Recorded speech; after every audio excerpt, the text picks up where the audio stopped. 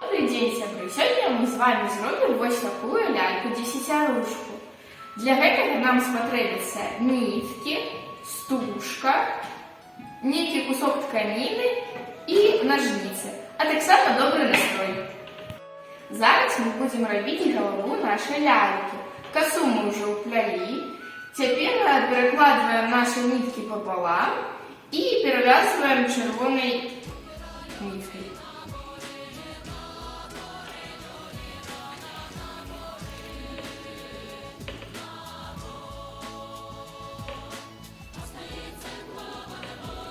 Зараз мы переходим с вами далее, до рук. У нас есть ось такие заготовки, их 5, які треба перевязать ось такой червоной ниткой. Далее мы с вами переходим до тулова.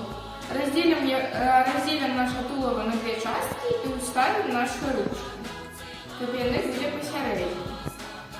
Потім красною і червоною ниткою треба обв'язати тулово кривзнаком.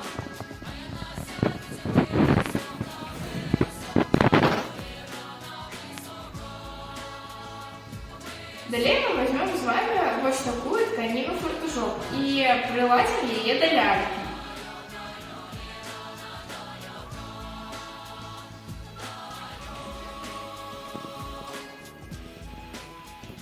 Вот такая лялька у нас получилась.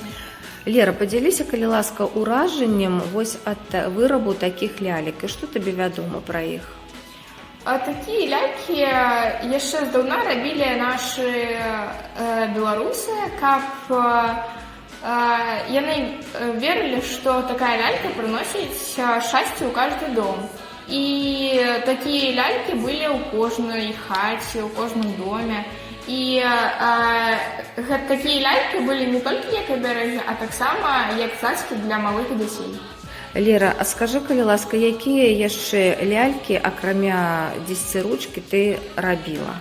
Вось, напрыклад, лялька-бабка, лялька-жаданніца, лялька-залаты конь. Лера, скажи, калі ласка, чаму вось гэтая лялька, лялька-баба, яна без вачэй, у яе няма твару? Потому что люди у Беларуси давно верили, что калі на ляльках-оберегах нарисовать твар, то яны могут уселить некую дрэнную душу. І яшчэ табе такое пытанне. Скажи, калі ласка, дзе можна выкарыстоўваць гэтыя лялькі? Таких лялек вы можете сделать и сами дома у домашней обстановки, як оберег, типа подарунок. А так само наша наставница Татьяна Валентиновна ведет такий кружок, як батлейки, там, где мы тоже робим таких лялек.